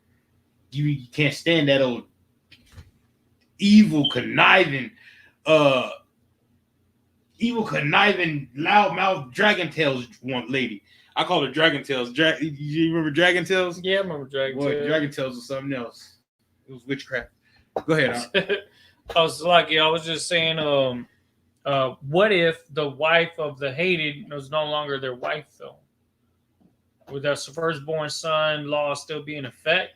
Yes, because that is still your firstborn son. Because so it's more about the son than it is about the status of the marriage with that first woman. Like you saying, she went committed adultery? Yeah, like, or you know what I'm saying, like went with somebody else. Back then, she wouldn't commit adultery, she would have been stoned. Right, but I'm talking about it like modern day terms. You know what I'm talking about? Like modern day terms, you still have to take care of that child. That's still your child. Mm-hmm. That still is your child. You know what I mean? That still is your child. But he's the firstborn, so he still gets the inheritance. Yeah, man. Would you take away the inheritance that he got because the mama's a wicked, evil dragon? It's not his fault. It's your fault, really. Mm-hmm. It's your fault, really, because you should have had a better choice you should have picked a better woman. That's true. To be with. Mm-hmm. Picked a better woman to have kids with. It's not even her fault, even though it's her fault. But you know what I'm talking about? Like you should have had a better choice or picked a better woman. Okay, sir. All right, keep going. Verse 17. Oh, okay. But he shall acknowledge the son of the hated for the firstborn, right, by giving him a double portion of all that he had. Right. For he is the beginning of his strength. The right of the firstborn is his. Right. See what I'm talking about? Yeah. He's the beginning of his strength. Like that's how the Most High get down. The Most High is righteous. That is righteous and right.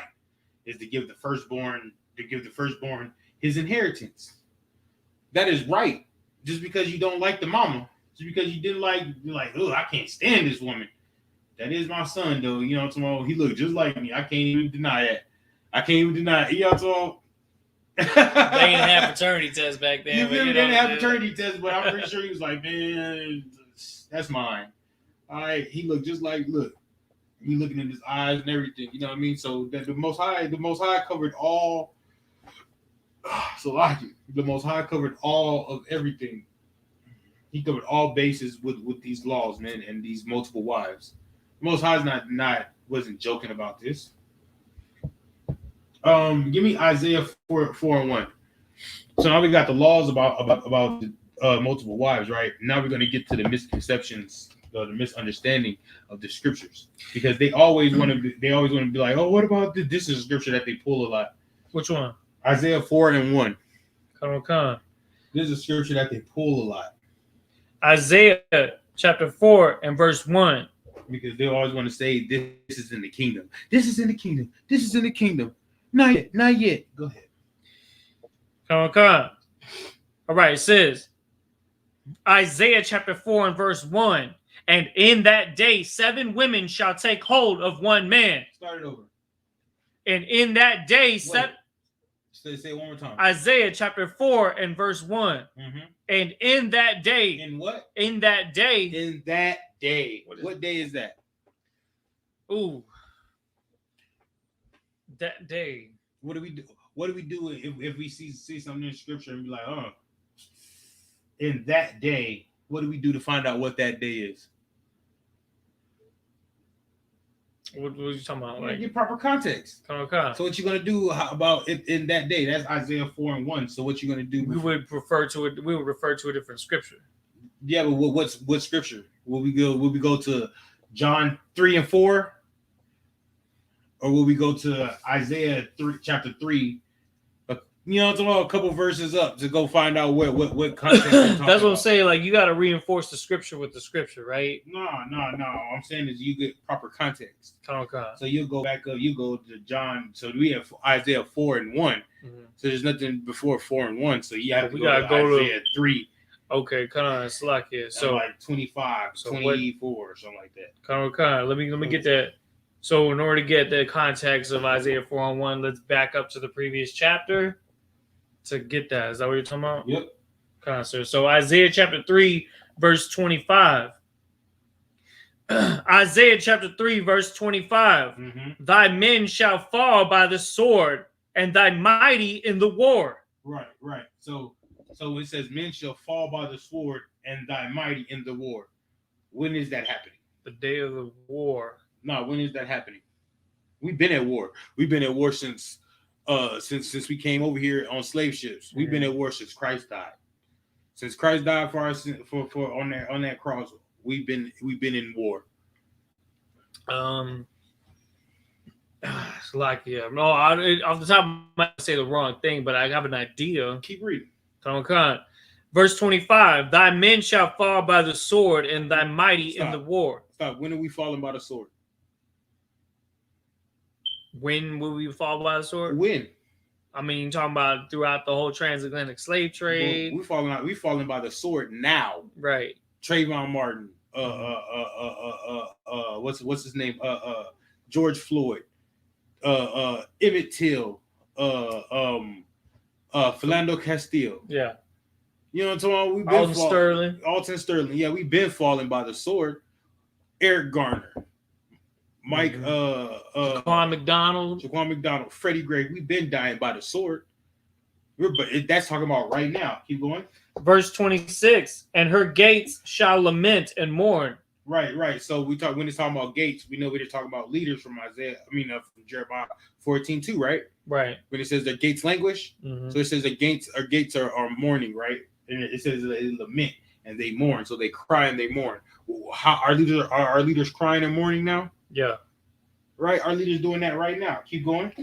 And in her gates shall lament and mourn, and she being desolate shall sit upon the ground. Right. She being desolate shall sit upon the ground. Is that not happening right now? Is our nation not desolate? So the I.S.U.P.K is the only salvation for Blacks, Hispanics, and Native Americans, right? Out of all the Blacks, Hispanics, and Native Americans out in the world, is most of us desolate, or most of us in the being priests or having our culture? Most of us are desolate. All right. So what you got? You got to add something? Sir. I want to tell you, hold your point. No, Salakio, because all I was saying was that we're talking about the day. It's not literally one day. No, it's not talking about. It's talking about a time period. Sir. So what I'm thinking, and this is what I was thinking. Correct me if I'm wrong on this, because it's talking about the third day. The third day that's talking about where we were, or the day of awakening, is the time period of our awakening. We're awakening now. That's what I'm saying. That's what the third day is. We're dying now. And we're awakening now. Sir. That's all I was saying, because I was thinking that's kind of what it lined up with. You know what I'm saying? Third day being the time frame where we're waking up. So this is the day that it's talking about. Yeah, we're dying now and we're awakening now. Sir. The I.S.U.P.K is flourishing right now. There's brothers coming in from everywhere. Fake Israelite groups, Christianity, Islam, Pan-Africanists, all that. There's brothers coming in from everywhere. You dig what I'm saying? But we're also falling by the sword as a nation, as a people. Okay, so now we know which day it is. Right, now let's go back to Isaiah 4 and 1. Isaiah chapter 4 and verse 1. And in that day, 7 women shall take hold of one man. So in that day, which is now, right, we already established that's not in the kingdom. Because we were going to say that's in the kingdom, but that is not in the kingdom. We're not going to be falling and dying and crying and lamenting and in the kingdom. We're doing that right now. Right. It says what? And in that day, 7 women shall take hold of one man. It says 7 women shall take hold of one man. So that's right now. Right now, 7 women is going to take hold of one man, right? Why? Because he's a mighty priest doing the work of the Lord. Why? Because she needs to be protected. Why? Because she needs understanding. You know what I'm talking about? Hold your point. Go ahead. Saying, we will eat our own bread and wear our own apparel. Right. They said they're going to feed themselves. They're going to clothe themselves. Right? What they going to... Go ahead. Only let us be called by thy name. It is only let us be called by your name. They want to be called by Ayalawan's name. I'm such and such. Property of Ayalawan. River of Ayalawan. You know what I'm saying? You feel me? The 7 women. 7 of them. 7 of them. I'm the rib of Kabar. That's what they want to be called. Because you want. Go ahead. They said what? It says, only let us be called by thy name to take away our reproach. To take away our what? Our reproach. See, reproach is not a word that we use a lot. Now, give me that definition of reproach. Reproach. I know you got it in the sword thing. It says, reproach, scorn, condition of shame. Right. That's a good one. Taunt. Mm-hmm. So it's like... That's it? That's all the definitions? Concert. Give me the second one again. It says, condition of shame. Right, that's what reproach means, condition of shame. It says, take away our shame. We want to be called by your name to take away our shame because we were shamed in the world. We were in the world being a whore, doing this, doing that. Mm-hmm. But now we're being called by Ayalawan's name. So now he's going to take away our reproach because now we're a wife of a priest. You know what I'm talking about? We're wives of a priest, of a mighty man. Mm-hmm. You know what I'm talking about? That can protect us and give us knowledge and give us guidance when you know what I mean? Yeah. So now we are property of a wise priest. Right? Right, because why? The kingdom of heaven is within you. You know what I'm talking about? The kingdom of heaven is within you. We don't have to wait to the kingdom to get the kingdom. We can get the kingdom right here. It's within you. You know what I'm talking about? When you go to the Passover, right? You went to the Passover, right? Mm-hmm. We damn near forgot we was in captivity because we had so much fun doing doing what we were supposed to do. Mm-hmm. You was at the cookout. We forgot we was in captivity.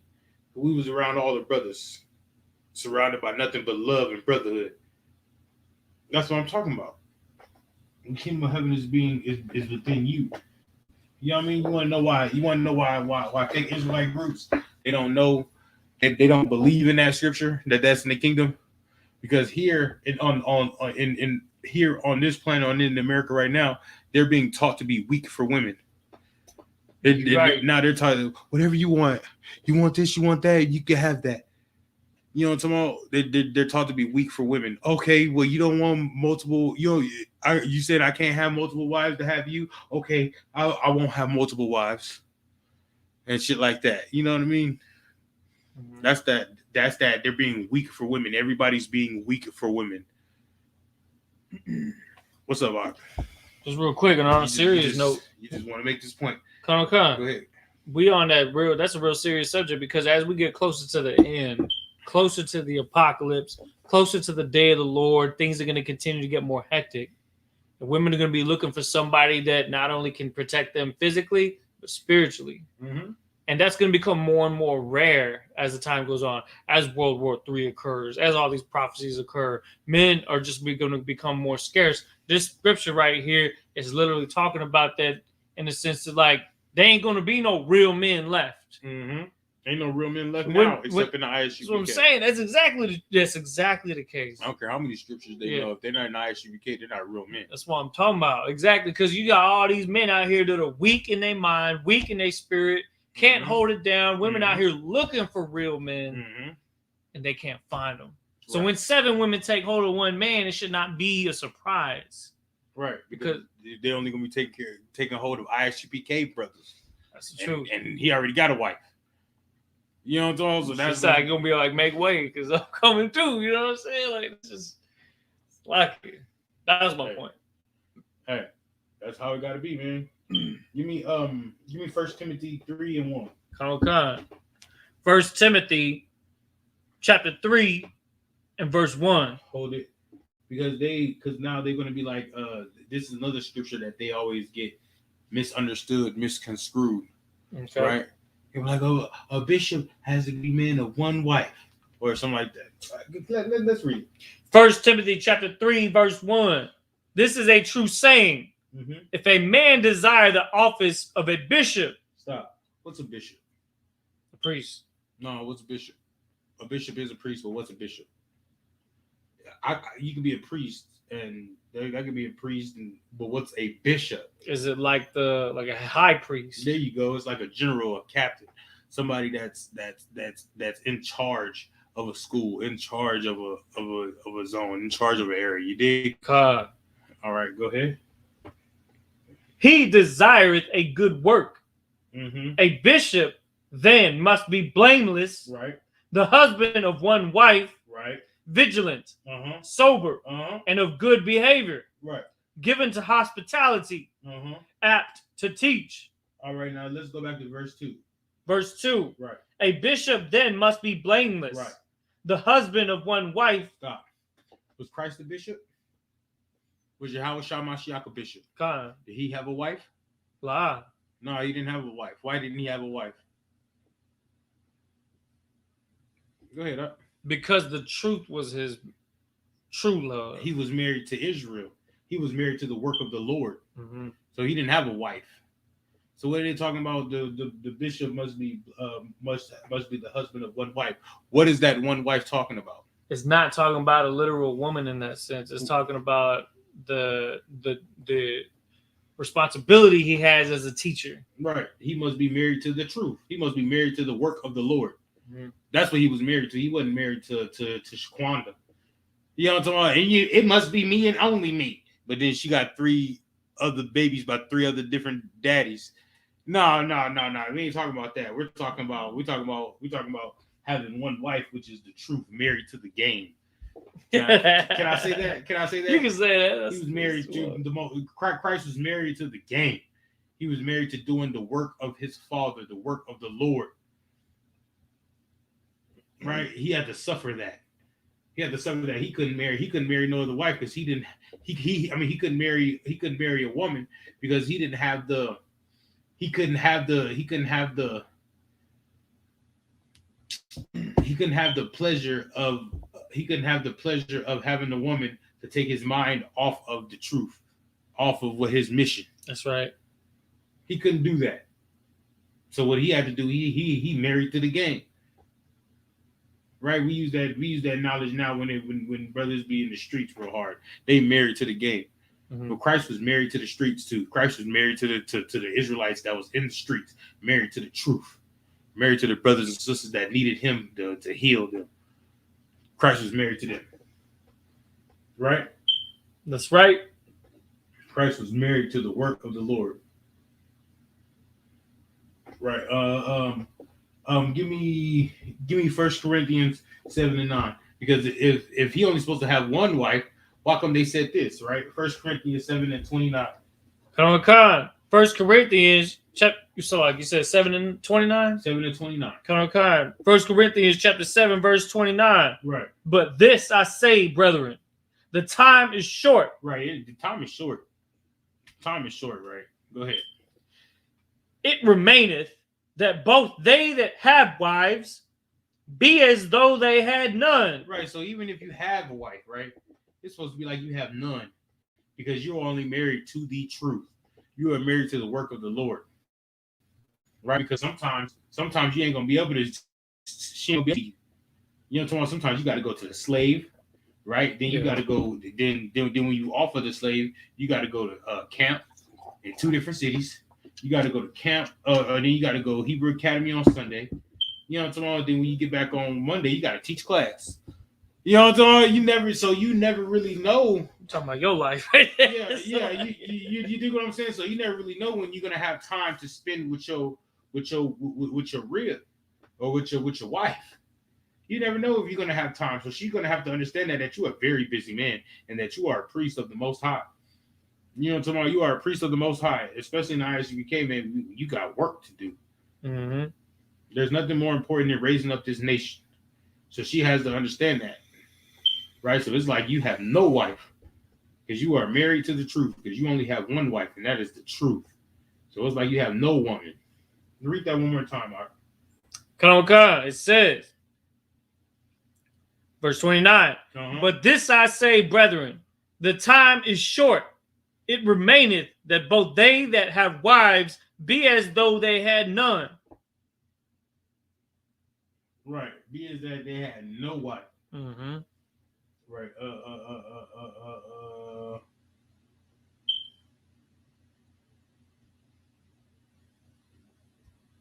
Man. What is adultery? Now we're gonna get into some adultery. What is adultery? Adultery, it's like, Go ahead. Adultery is when somebody that is married. I don't think they can hear you. Adultery has to be when somebody is married, say like a woman that's married to a husband, goes and marries or has sex with another man. Right.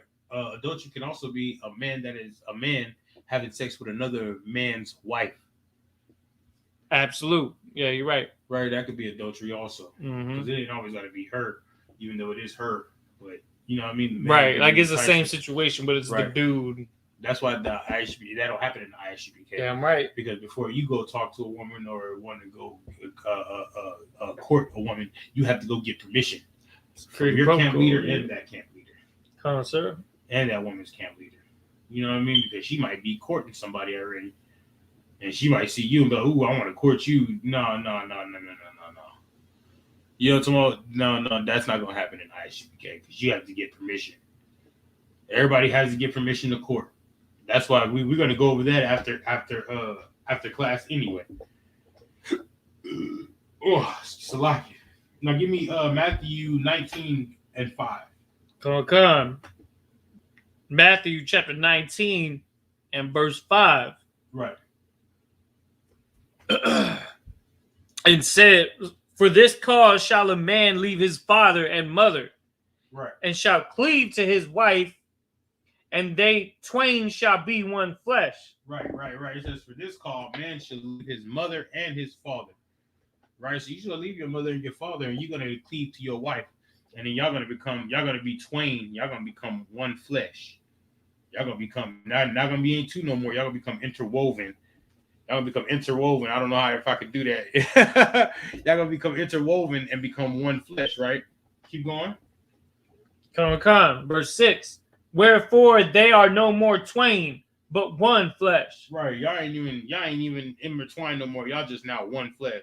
You feel me? That's what that's saying. Go ahead. What therefore God hath joined together, let not man put asunder. Right. So it said, whatever God has put together, let not no man put asunder. Because if you get a woman, and y'all do the do and become a wife, right? God put y'all together. So don't let no bill of divorce separate you. Right? Because what were they doing back then in Rome? Who was in charge? Who was in charge of Jerusalem at this time when Christ was around? It was the Romans. Right. And what were they doing in Rome? They were giving divorces and things like that. Right. But a marriage is of God. Right? A marriage is of God. The bond between a man and a woman is of the Most High. So it said, whatever God had put together, don't let no man put asunder. You know what I'm talking about? So if God put y'all together, right? How can you divorce? How can y'all get a divorce if the Most High put you together? The Most High put y'all together, but then you're gonna let man divorce y'all? Well, what sense does that make? What sense does that make? That's why Christ. Keep going. Come. It says, it says, verse 7. They say unto him, why did Moses then command to give a writing of divorcement? Hold on. So he said. So this is the Pharisees talking. This is the Pharisees talking to Christ, and they talking about how come if that's the case, how come Moses gave us okay to give a divorce? You know what I'm talking about? Because they trying to confound Christ, right? But Christ knows what Moses didn't know. You know what I'm talking about? Moses knew how to punish people for know how to set up law and punish people for setting up law, right? But Christ knows how to keep a marriage together. Christ knows how to keep you from sinning. Christ knows how to keep you from committing adultery with other gods. Moses knew how to punish you for that thing, and Christ knows how to Christ knows how to keep you from doing those things. Go ahead. It says, why did Moses then command to give a writing of divorcement and to put her away? Right. Verse 8, he said unto them, Moses, because of your hardness of your hearts, Right. suffered you to put away your wives. Right. Because he knew, because he knew that Moses, because of your heart, your hardness of your heart, you'll be writing divorces for all your women. Mm-hmm. As soon as she has a bad day at work and come in there and be like, oh, that we had this and that happened, you can be like, you look at her, you know what? We're gonna go ahead and I'm gonna give you a bill of divorce. Bye. You know what I'm talking about? Because you have a hardness of heart. Because you had a hardness of heart. Moses knew that. There. So that's why go back to verse 8 again. Verse 8, Right. He saith unto them, Moses, because of the hardness of your hearts, suffered you to put away your wives. Right. But from the beginning it was not so. Right. It was what? But from the beginning it was not so. Eve called the downfall of humanity. In the beginning. Mm-hmm. Eve called the downfall of humanity. And Adam still did not put her away. He did not divorce her. Mm-hmm. Adam stuck with that woman. Right. Adam stuck with that woman to the bitter end. Right? Adam stuck with that woman. So read that bottom part again. It says, but from the beginning it was not so. It was not so from the beginning. They did not get married to get a divorce from the beginning. In the beginning, Eve caused the downfall of humanity, and Adam still suffered his woman. So what makes you say that you can't suffer with your woman if Adam suffered with his? Who are you to say that you can't suffer with your woman if Adam suffered with his? You feel me? Mm-hmm. Why? Because your woman don't cook the meals that you want her to cook. Why? Because your woman don't clean up when you want her to clean up. Why? Because your woman got a little mouth on her just every once in a while because she works a hard job and she comes home and needs to let off a little steam. You know what I mean? Right. Why? So you can't deal with that. Christ died for you, and you can't deal with that. Christ gave his life for you, and you can't deal with a nagging woman sometimes. Boy, we got some looking into that mirror to do. Mm-hmm. Right? Keep going. Verse 9, and I say unto you, whosoever shall put away his wife, except it be for fornication. Right. Whosoever shall put away his wife, except it be for what? Fornication. What, like adultery? Right. Like her going to sleep with another man, or another man trying to sleep with her, and she actually going for it. Go ahead. And shall marry another. And shall do what? And shall marry another. Shall have sex with another. Go ahead. Committeth adultery. Uh-huh. And whoso marrieth her which is put away doth commit adultery. So they do commit adultery. Whoever has sex with that woman, they do commit adultery. Man, I think it's another verse on that. I don't even think I got it. Go ahead. The same verse? No. What does 10 say? Verse 10. His disciples say unto him, if the case of the man be so with his wife, it is not good to marry. Right. It is not good. Just like what's in Corinthians said, it's not good to marry. If it be like that with his wife, she's not even worth marrying. If you see that in her, that she's gonna go have sex with another man. It's like, man, that's crazy, man. Because like, you shouldn't even marry her. Go ahead. So in today's society, what we see women going from relationship to relationship and failed relationship. Marriage is not sacred to them. Marriage doesn't have that level of importance to them to the point where it's like, well, we need to work things out. You know what I'm saying? They just straight up leave. And this is why you see so many single mothers, because their spirit is still technically tied to the person they were with before until they finally sleep with somebody else. Right. And then that spirit from before is still in there. That's why they become nagging women, because they still thinking about Jerome from back in the gap.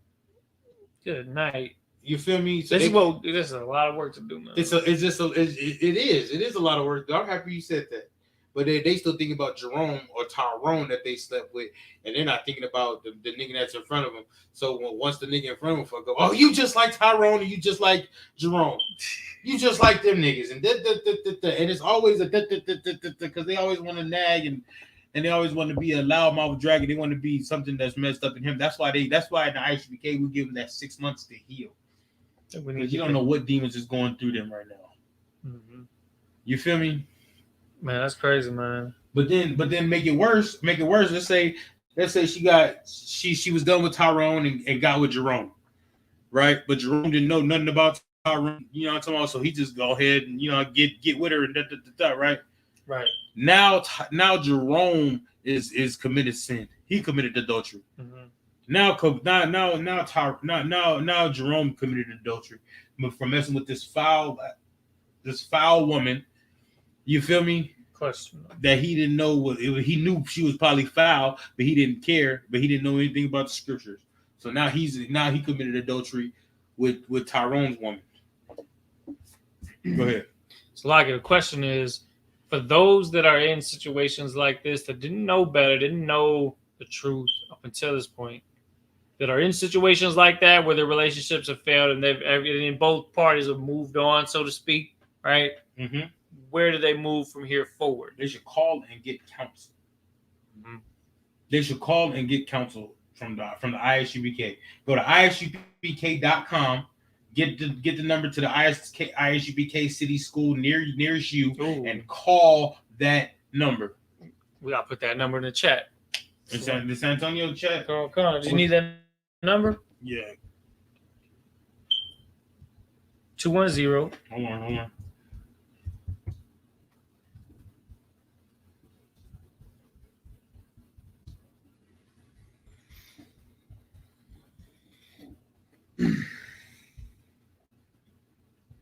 Go ahead. 210-390-6076.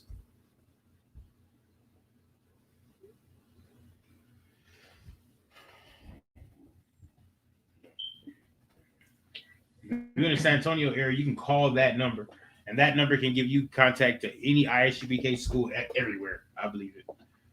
You know, call that number if you need any kind of counsel. Because every marriage is specific. You got so many specific situations. Now let's get the law about this. Leviticus 20 and 10. We're gonna end the class on this right here. Okay, sir. Leviticus. Let me get my Bible back out. Leviticus chapter 20 and 10. Man, there's still so much to cover. I was like, it's crazy. You know what I'm talking about? It is, because I got a lot more precepts. Okay, here we go. Yep. You ready? Yeah, go ahead. Leviticus chapter 20 and verse 10. Uh-huh. And the man that committeth adultery with another man's wife. It says what? A man that committeth adultery with another man's wife. So a man that committed adultery with another man's wife. So if that woman is already having sex with a man, sometimes you gotta ask questions, because you can't be like, hey, you got a man? Because then she gonna be like, no, I ain't got a man, because she ain't in the relationship with the man. She just having sex with Tyrone. So you gotta be like, you got a man, you got a man that you having sex with. You have a homie lover friend. You gotta, you know what I'm saying? Sometimes you have to play a game. You have to talk to her. You have to talk to them like that, because they're not gonna tell you the truth right off the bat. Right. They're like, nah, because they like you. Now they seen you, they like you. Nah, that nigga ain't got no job, but you got a job. I ain't got no man. Weighing their options. Yeah, I ain't got no man, even though that nigga sleeping on her couch. In her bed or something. I don't know what's going on. He got his PlayStation on there. Yeah, he got a PlayStation over there. Like, you don't know, but she gonna tell you, I ain't got no man. Even though she messing with she having sex with him every Monday, Wednesday, Friday, and Monday, Wednesday, and Friday. Monday, Wednesday, and Friday. She's having sex with that man, but she ain't got no man, but she's having sex with somebody every Monday, Wednesday, and Friday. Leviticus chapter 20, verse 10. And the man that committeth adultery with another man's wife, even he that committeth adultery with his neighbor's wife, right? The adulterer and the adulteress shall surely be put to death. Man, they're going to die. They're going to die. You know what? Tyrone's gonna find out that she's sleeping with Jerome, and Tyrone's gonna kill both of them. You know what I'm talking about? Tyrone's gonna kill both of them. They both gonna die. Fuck with Tyrone. Tyrone ain't that nigga to play with or something like that. You know what I'm talking about? Salakia. What's up, Art? The law don't play. The law does not play. Like you talking about surely be put to death. This is what we did to. We went to these extreme measures to prevent whoredom in Israel. Right. But today's standards can't just kill somebody. You know what I mean? And Christ was on the same type of time. Yeah. Christ was on the same type of time when that lady went to him and they was trying to stone her for having multiple husbands. Right. And she was like, or she committed adultery, and they was trying to stone her. She went to Christ, and Christ was like, well, he that is without sin cast the first stone. You know what I'm talking about? Like, you feel me? Yeah. Go ahead, do your thing. You feel me? That's what the law say. The law say put her to death. So he is without sin, cast the first stone. I ain't got nothing to do with it. You know what I'm talking about? Christ was like, yeah, I know. She was like, oh, snap. Like, so you just gonna throw me to the wolves like this? But everybody out there has sinned before. So nobody could not cast that stone. So who are we to like point these things out when we got a lot of work to do on ourselves, right? You can tell right from wrong. You can be the judge. You can be the judge. Like what the scripture say about to cover up the faces of the judges thereof, because you're supposed to be the judge. You know what I'm talking about? Come on. Is there any more on that? That's the end of that verse. Right. And with that, I pass the class over to Officer Ayala. Come on. You got the prayers? I got the prayers. Come on. These are the I.S.U.P.K security announcements. We are the I.S.U.P.K that started out of 1 West 125th Street, Harlem, New York. Rule for the new brother and sister. When a new brother or sister comes into the school, they are off limits for 6 months. They are to be saluted only. They are here to shed themselves of the world. If they need transportation, the teacher will arrange it. After 6 months, if a brother or sister has an interest in a particular person, he or she must get permission from the head to speak to a brother or sister. There is another 6 months which they will court each other. After this 6-month period, they will get permission from the head to marry. Tithes, which is a commandment. Book of Numbers, chapter 18, verse 21. Malachi, chapter 3, verses 8 through 10. Ma'ashara means tenth in the Hebrew. 10% of every penny of any increase the Lord gives you, give to the treasury department or teacher. Priest fund, free will offerings for priests, not mandatory. Whatsoever amount you would like. Upcoming holy convocations, we have the Feast of Dedication, Hanukkah, takes place on the 25th day of the 9th month by the space of 8 days. This is falling on Sunday the 28th November 2021 for the space of 8 days. This is found in the book of 1 Maccabees chapter 4 verse 52 through 61. If anyone wants to be a trooper in the school, start wearing all black. Boots, shirt, pants, headband, and scarf. And with that, that concludes the security announcements. All right, with that, we're going to Amaja. We're going to stand.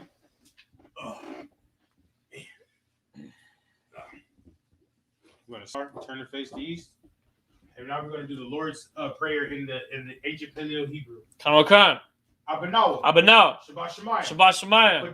Kodash. Hayah. Shemka. Yahweh. Malakutka. Taba'ah. Ratazaka. Hayah. Aisha. Ba'arataza. Kawa. Hayah. Bashamayim. Lathanlano. Lacham. Kal. Yawam. Wasalachano. Kabawathino. Kasalachino. Kabawathino. Wa'ala. Tabi'ayano. Banasaya 1. Abal. Hawashayano. Mayan. Rai. Kaya. Lakha. Hamalakwa. Wa'ala. Wa'atha pa'ara. La'ai walamyu. Amen. Now we're going to do the Lord's Prayer in English. said, Our Father, which art in heaven, hallowed be thy name. Hallowed be thy name. Yahweh. Thy kingdom come. Thy kingdom come. Thy will be done. Thy will be done. In earth. As it is in heaven. As it is in heaven. Give us this day. Our daily bread. And forgive us our debts. As we forgive our debtors. And lead us not unto temptation. But deliver us from evil. For thine is the kingdom. For thine is the kingdom. And the power. And the glory. Forever so be it. All right. And now we're going to start, turn our face in front. We're going to give a courtesy salute to the brothers. Men of Israel. Amadu Shabbat. Amajim. Barak. Yahweh Bashem Yahshua Brakatham. All right, we're going to start, turn our face to sisters. We're going to give a courtesy salute to the sisters. Men of Israel. Amadu Shabbat. Amajim. Barak. Yahweh Shema Latham Bashem Yahushai. All right, and with that, Yada Matai. With that, class is missed. It's wild. Hold on.